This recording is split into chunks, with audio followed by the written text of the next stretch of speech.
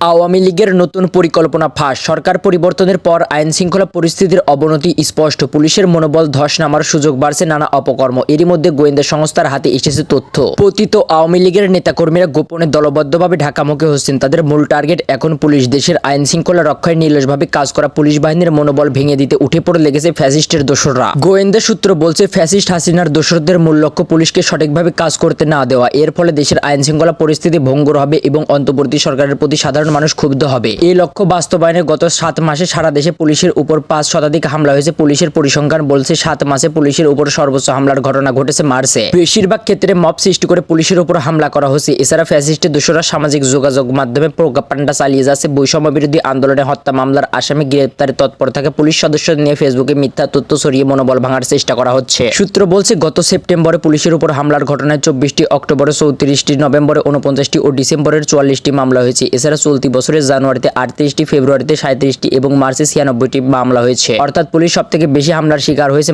মার্চে। ডিএমপিতেই 23টি হামলার ঘটনা ঘটেছে।